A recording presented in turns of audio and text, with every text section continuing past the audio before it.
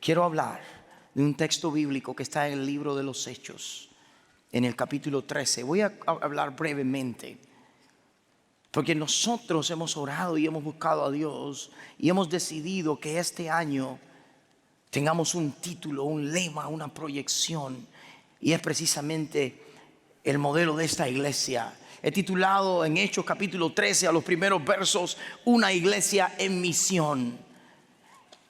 Queremos ser una iglesia en misión. Queremos ser una iglesia que no se conforme en las cuatro, que no se conforme a quedarse en las cuatro paredes y a mirar cuántos somos y decir estamos bien. Y cuando yo me preguntaba dónde podemos encontrar una iglesia en la Biblia que esté en la misión y que lo haga bien, una iglesia gentil, en el capítulo 13 de Hechos es la iglesia que está en Antioquía. Y si queremos aprender de cómo es una iglesia en misión, podemos mirar esta iglesia. Esta iglesia surge porque unas personas que no sabemos quiénes eran comenzaron a predicar el evangelio. ¿Sabe lo que pasa cuando tú y yo empezamos a predicar el evangelio? Nuestro nombre ya no es importante, el de Cristo es.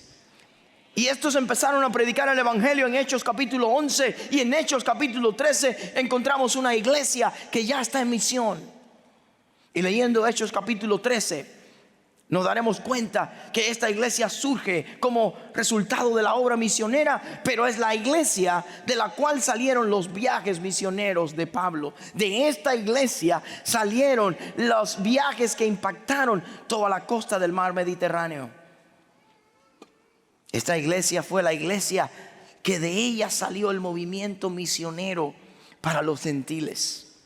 Y leyendo en Hechos capítulo 13 verso 1 dice: había entonces en la iglesia que estaba en Antioquía profetas y maestros: Bernabé, Simón, el que se llama Niger, Lucio de Cirene, Manaén, el que se había criado junto a Herodes el tetrarca, y Saulo.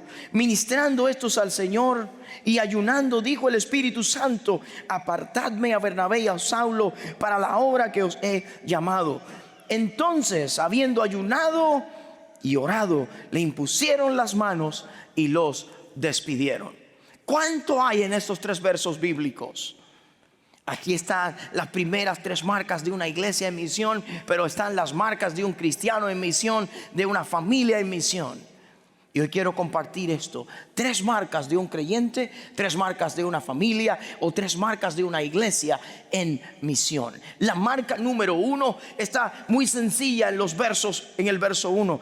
Había entonces en la iglesia que estaba en Antioquía profetas, maestros. Y no menciona el nombre de Bernabé, Simón, el que se llamaba Niger, Lucio de Cirene, Manaén, el que se había criado junto a Herodes el tetrarca, y Saulo, ministrando estos al Señor y ayunando. Quiero parar aquí. ¿Saben cuál es la primera marca de una iglesia que está en la misión? Es una iglesia que practica la oración. Anota esto. ¿Tú quieres ser usado por Dios? ¿Tú quieres que Dios nos use? Necesitamos practicar la oración. La oración, la oración y la oración. Muchas veces me pregunta: pastor, ¿qué usted cree de esto? ¿Debo hacer esto o debo hacer aquello? Yo siempre le pregunto: ¿ya oraste por eso? Una iglesia que Dios puede usar, un creyente que Dios puede usar, una familia que Dios puede usar, es una familia que practica la oración. ¿Qué estaban haciendo estos líderes? Orando. Dice que eran maestros y eran profetas, pero están ayunando, están orando, están ministrando al Señor. La palabra ministrando aquí es la palabra de la cual nosotros sacamos liturgia. Ellos estaban haciendo una liturgia y están ayunando, están buscando a Dios. Quiero decirte, cuando tú dedicas tiempo a buscar a Dios, creas un espacio para que Dios te encuentre y te diga lo que quiere hacer contigo. Cuando no sepas lo que Dios quiere hacer contigo, es posiblemente porque no estás pasando tiempo en oración. Si queremos ser una iglesia usada por Dios, si queremos ser creyentes usados por Dios, tenemos que comenzar ¿con qué? Con oración. ¿Cómo está tu vida de oración? Quiero mirar algunos versos bíblicos que nos hablan de la importancia de la oración en la iglesia del Nuevo Testamento. Por ejemplo, la iglesia oraba junta, y eso es lo que llamo oración corporativa. ¿Dónde está eso? En la vida de los primeros cristianos, en Hechos capítulo 2, verso 41 al 42 dice: así que los que recibieron su palabra fueron bautizados y se añadieron aquel día como 3,000 personas. Verso 42 dice: y perseveraban en la doctrina de los apóstoles, en la comunión unos con otros, en el partimiento del pan y en las oraciones. Una de las cosas poderosas que tú y yo tenemos como creyentes es orar juntos. Es por eso que cada primer miércoles del mes nos reunimos a orar juntos, a adorar juntos, porque hay poder cuando oramos corporativamente. La iglesia practicaba la adoración corporativa, pero practicaba otro tipo de oración también. Y este es fuerte. ¿Está listo? Necesitamos orar cuando estamos bajo presión. La mejor respuesta a la presión, ¿sabe cuál es? La oración. Esta iglesia no solamente oraba cuando todo estaba bien, esta iglesia oraba cuando las cosas, como dicen por ahí, se ponían color de hormigas. Mire, Hechos capítulo 4, verso 31, se desata una persecución en la iglesia y dice que ellos dijeron: Señor, mira sus amenazas. Y exactamente en el verso 31 dice: cuando hubieron orado, después de tantas amenazas, el lugar en el que estaban congregados, ¿qué hizo? Tembló, y todos fueron llenos de ¿qué? Del Espíritu Santo, y hablaron con denuedo la palabra de ¿quién? ¿Sabes una cosa? La iglesia que responde a la presión con oración, lo que recibe es capacitación del Espíritu para cumplir la misión. Nada nos detiene cuando vamos al Señor en oración. Él nos capacita y nos da poder para seguir avanzando en la misión. Queremos ser una iglesia en misión. Tenemos que saturar todo lo que hacemos con ¿qué? Oración. Todavía la iglesia no ha salido aquí en Hechos 13, pero está orando. ¿Sabe por qué? Porque cuando oras te posiciona para que Dios te use. Cuando oras te posiciona para ser instrumento en las manos de Dios, para entender la agenda de Dios, para mirar la agenda de Dios. Pero no solamente la iglesia oraba corporativamente, la iglesia oraba bajo presión, sino también la iglesia estaba dirigida por líderes de oración. Miren, alguien dijo: la iglesia es lo que sus líderes sean. El hogar es lo que la cabeza del hogar sea. Si queremos que Dios nos use, tenemos que ser líderes que oramos. Si queremos ser líderes en el hogar, tenemos que ser líderes que oramos. Miren los líderes de la iglesia orando. Quiero, por ejemplo, miremos en Hechos capítulo 6. En Hechos capítulo 6, del verso 2 al 4 pasó algo. En Hechos capítulo 6 el número de la iglesia empezó a crecer y empezó a crecer. Y ahora había que repartir a los viudas de los griegos. Y los griegos empezaron a protestar: ¿por qué a nuestras viudas no se le está dando atención? Y entonces dijeron: ok, me parece brillante idea. Nosotros no podemos parar de la palabra y la oración para dar comida a las viudas. Busquen hombres llenos del Espíritu Santo y encárguenle eso a ellos. Nosotros, dicen los líderes, persistiremos en la palabra y en ¿qué? Y en la oración. Quiero hablarle a los líderes de esta iglesia, todo el equipo de Prestonwood en español, nuestro staff, los líderes de clases, los líderes de grupo pequeño, que nunca haya tanta ocupación en tu vida que descuides tu vida de oración. Porque trabajar duro es bueno, pero trabajar duro sin oración es un desastre.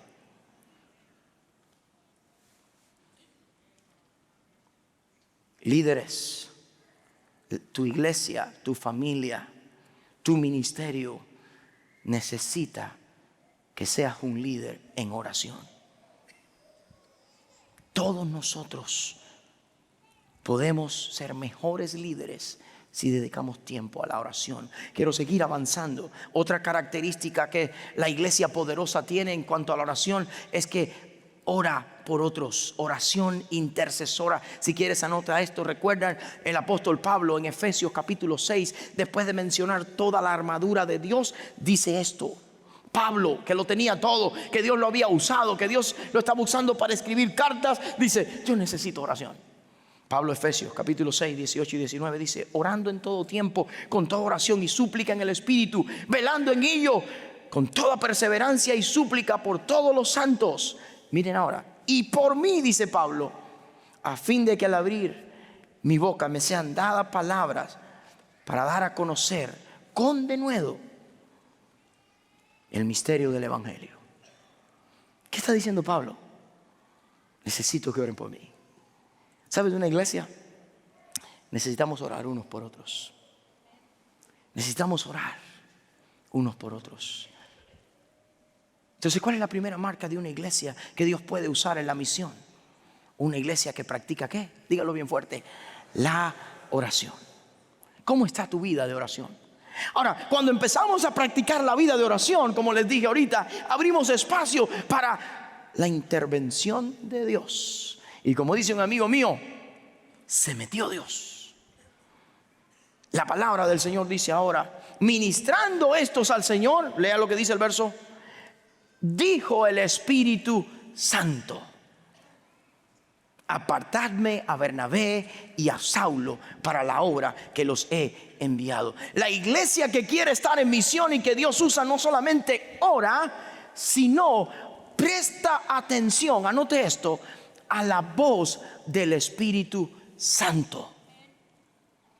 Pastor, ¿y cómo fue que se lo dijo el Espíritu Santo? Yo creo que yo sé.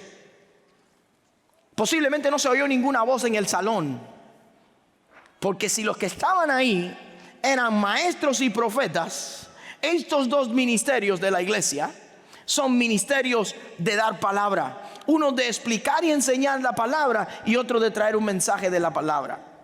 Entonces posiblemente el Espíritu Santo, mientras oraban, tomó a uno de esos que estaba ahí y dijo: el ministerio de Pablo y Bernabé aquí terminó. Ahora yo los quiero en otro lugar. ¿Sabes una cosa?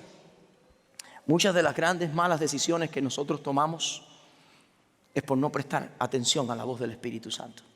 Nos dejamos guiar por el consejo de Pedro, de fulano, del otro que dijo, pero a veces tomamos decisiones que no estamos convencidos que es el Espíritu de Dios que nos ha dicho que las tomemos.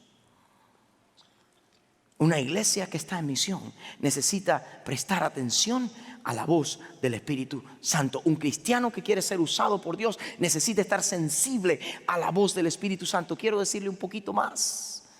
¿Saben? Muchas veces yo recibo invitaciones, y usted las va a recibir, para meterse en proyectos y en cosas que son muy buenas. ¿Saben la única manera que tú vas a poder decir sí o no y estar seguro de lo que estás haciendo? Si has orado por eso y Dios te ha hablado sobre eso. Hay proyectos muy buenos que pueden parecer para ti, pero el Espíritu Santo te dirá si son los tuyos o no. Saben que tenemos diferentes ministerios y no todos tenemos que hacer lo que hace Lily Guzmán, ni lo podemos hacer. Y si alguien me dice: pastor, póngase a cantar, yo siento que usted debe ser cantante. Y yo digo: no, mi hermano, a mí el Espíritu Santo ni me ha dado ese don ni me ha dicho que lo haga. Yo voy a seguir predicando. Muchas veces recibimos llamadas para que la iglesia Prestonwood se meta en tal o más cual ministerio, pero hemos orado y ya Dios nos ha dicho a dónde nos metemos. En otras ocasiones hemos estado orando por una puerta, por un país. Señor, queremos que nos usen este país, sentimos carga por este país. Un día manejando, de la nada llega una llamada y dice: pastor, mire, yo soy fulano de tal y me encargo de esto y de esto, y me gustaría saber si su iglesia estaría interesada en invertir en tal país. Oh, hemos orado y el Señor lo ha confirmado. ¿Está siendo sensible a la voz del Espíritu Santo? Una iglesia que quiere ser usada, una persona que quiere ser usada, no puede meterse donde quiera. Tiene que solo ir donde el Espíritu Santo ¿qué? Le diga: quiero mirar un poco la obra del Espíritu Santo en esto de la misión. Por ejemplo, el Espíritu Santo seleccionó a Bernabé y ¿a quién? ¿Saben quién era Bernabé y Saulo? Los mejores líderes que esta iglesia tenía. Eran los fundadores. No era lógico que dejaran ir a los mejores. Pero cuando el Espíritu Santo lo dice, hay que ¿qué? Hay que obedecer. El Espíritu no solamente selecciona, sino que el Espíritu Santo les recuerda a la iglesia que la obra es de Él. Oigan lo que dice: para la obra que los he que. Este no era el ministerio de Pablo y Bernabé.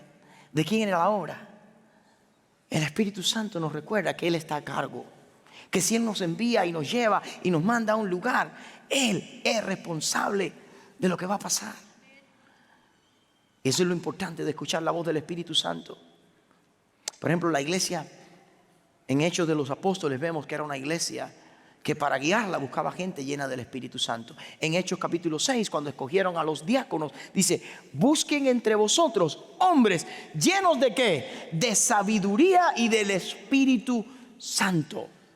Si queremos hacer cosas de Dios, necesitamos escuchar al Espíritu Santo, estar lleno del Espíritu Santo. Por ejemplo, en Hechos capítulo 15, verso 28, cuando hay una controversia en qué cosa se le iba a pedir a los gentiles, y es lo que le llaman el concilio de Jerusalén. Después de ellos terminar, dice: nos ha parecido bien ¿a quién? A nosotros. Pero dijeron primero: os ha parecido bien ¿a quién? Al Espíritu Santo y a nosotros no imponer ninguna carga más que estas cosas necesarias. ¿Saben quién tomaba las decisiones en la iglesia del Nuevo Testamento? Los hombres llenos del Espíritu Santo, aprobados ¿por quién? Por el Espíritu Santo. ¿Qué te está diciendo el Espíritu de Dios que hagas? ¿A qué ministerio te está guiando y a cuál no te está guiando? El Espíritu Santo llama, el Espíritu Santo designa y el Espíritu Santo aprueba lo que hacemos. Y ahora, después de oír la voz del Espíritu Santo, porque he pasado tiempo en oración. Pastor, ¿cómo sé que Dios me está llamando a algo? Pasa tiempo en oración. Vinamos ahora a algo que la palabra del Señor enseña. Dice que después que oyeron eso, ¿qué hicieron en el verso último? Verso 3. Entonces, sabiendo que, ¿qué hicieron otra vez? Ayunado y ¿qué? Y orado. ¿Qué hicieron? Le impusieron las manos y le dijeron: arrivederci. Bye. ¿Por qué?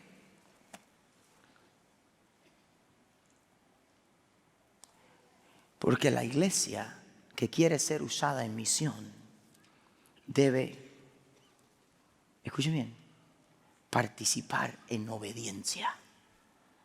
Y anote, este es el tercer punto de la tarde: participar en obediencia. Participa en obediencia ¿a quién? Al Espíritu Santo. Saben que muchos de ustedes están resistiendo al Espíritu de Dios para hacer ciertas cosas o para dejar de hacer ciertas cosas. Y Dios te está llamando a que te levantes a servirle, pero todavía tú sigues pensándolo. La iglesia que quiere entrar en la misión